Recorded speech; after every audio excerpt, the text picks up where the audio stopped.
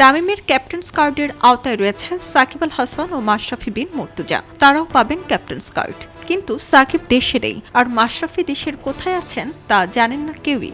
গতকাল দেশের মোট ৩২ অধিনায়ক এই সম্মাননা পেয়েছেন। ২৭ জন পুরুষ অধিনায়ক এবং ৫ জন নারী অধিনায়ক। প্রত্যেক অধিনায়ককে তামিম নিজে ফোন করে নিমন্ত্রণ জানান, কিন্তু সেখানে উপস্থিত ছিলেন না দেশের আলোচিত দুই অভিজ্ঞ ক্যাপ্টেন সাকিব ও মাশরাফি। সাকিব মাশরাফি দুজনই আওয়ামী লীগের সাবেক সংসদ সদস্য। সাকিব বর্তমানে যুক্তরাষ্ট্রে আছেন। একাধিক অভিযোগে দেশে তার বিরুদ্ধে গ্রেপ্তারি পরোয়ানা জারি করা হয়েছে। মাশরাফিও দীর্ঘদিন ধরে আড়ালে, তার নামেও মামলা রয়েছে। তবে তামিম এই অভিজ্ঞ দুই ক্যাপ্টেনকে ক্যাপ্টেন্স কার্ড বুঝে নেওয়ার আহ্বান জানিয়েছেন। গতকাল অনুষ্ঠানে তামিম বলেন, পরিস্থিতির কারণে সাকিব ও মাশরাফি ভাই এখানে নেই। তবে আমি এই বক্তব্যের মাধ্যমে তাদের একটি জিনিস জানাতে চাই, আপনাদের কার্ড প্রস্তুত রয়েছে।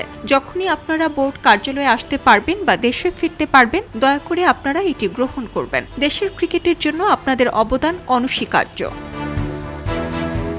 মূলত দেশের হয়ে অন্তত একটি আন্তর্জাতিক ম্যাচেও যারা অধিনায়কত্ব করেছেন তাদের সবাইকে এই কার্ডের আওতায় এনেছে বিসিবি। এর মাধ্যমে সাবেক অধিনায়কদের জন্য বিশেষ সুযোগ সুবিধা নিশ্চিত করতে চায় বোর্ড। অনেকেই বলছেন মাশরাফি সম্ভবত বাংলাদেশে অবস্থান করছেন, তবে এখনো তিনি প্রকাশ্যে আসেননি। রাজনীতি ও আইনি জটিলতার জন্য মাশরাফি আড়ালেই রয়েছেন, ফলে এই অনুষ্ঠানে তিনি উপস্থিত হতে পারেননি। আর সাকিবের দেশে ফেরার বিষয়টি বেশ জটিল। সারা জেরিন, খবরের কাগজ, স্পোর্টস। খবরের কাগজ, নিখাত, নির্ভীক, নিরপেক্ষ।